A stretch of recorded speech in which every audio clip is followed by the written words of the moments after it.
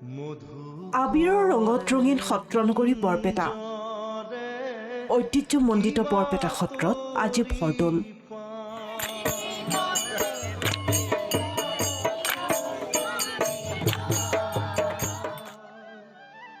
হলিগীত ঢুলীয়া যাত্ৰা ঢুলীয়া গীতৰ সুৰে মুখৰিত বৰপেটা সত্ৰ। বৰপেটা সত্ৰত সেৱা ললে মুখ্যমন্ত্ৰী ডক্টৰ হিমন্ত বিশ্ব শৰ্মাই। বৰপেটা সত্ৰত তিনিদিনীয়াকৈ অনুষ্ঠিত দৌল মহোৎসৱৰ আজি দ্বিতীয়টো দিন। লোকে লোকাৰণ্য সত্ৰ চৌহদ পুৱাৰে পৰা দিনজোৰা কাৰ্যসূচীৰে সম্পূৰ্ণ আধ্যাত্মিক পৰম্পৰাৰে উদযাপন কৰা হৈছে দৌল উৎসৱ।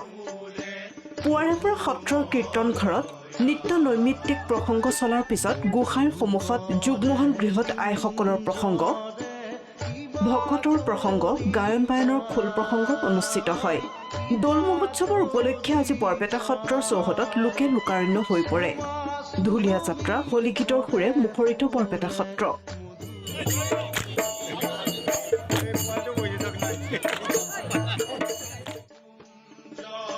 আজি দৌলগৃহৰ পৰা নিশা নমোৱা হ'ব গোসাঁইক।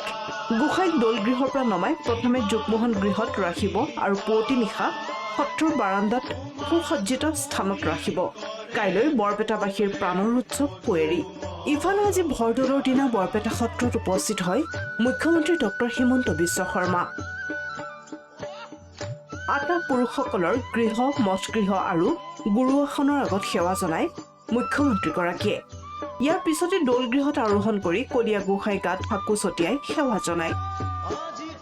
জীৱনত এবাৰ হলেও বৰপেটা দৌল মহোৎসৱ চাবলৈ আহিব লাগে। আজিৰ দিনটোত দৌল উৎসৱত উপস্থিত থাকিব পৰাটো মোৰ বাবে সৌভাগ্য। এই মন্তব্যই মুখ্যমন্ত্ৰীগৰাকীয়ে সত্ৰৰ আন্তঃগাঁথনি শীঘ্ৰে উন্নয়ন কৰা হ'ব বুলি মন্তব্য কৰে। মুখ্যমন্ত্ৰীক সংগ দিয়ে বিধায়ক ফণীভূষণ চৌধুৰী, ফণী তালুকদাৰ, সাংসদ পবিত্ৰ মাৰ্ঘেৰিটাৰ লগতে বহু নেতাপানী নেতাই।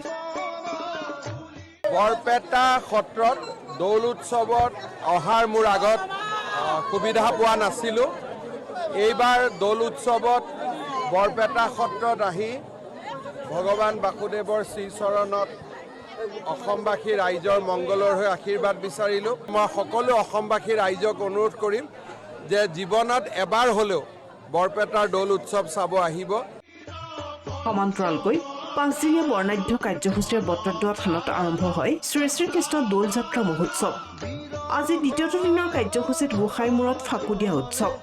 চাওক কিদৰে ধৰ্মীয় পৰম্পৰাৰে 5 দিনীয়া বৰ্ণাঢ্য কাৰ্যসূচীৰে মহা আড়ম্বৰপূৰ্ণভাৱে দৌল উৎসৱ পালন কৰা হৈছে। বটদ্ৰৱা দৌল মহোৎসৱত কৃষ্ণ ভক্তিক নিমজ্জিত ভকত বৈষ্ণৱে নান্দনিক পৰিৱেশৰ মাজত গুৰুজনাক স্মৰণ কৰি ভকতিৰ অমিয়া ৰসত বুৰ যোৱা দেখা পোৱা গৈছে।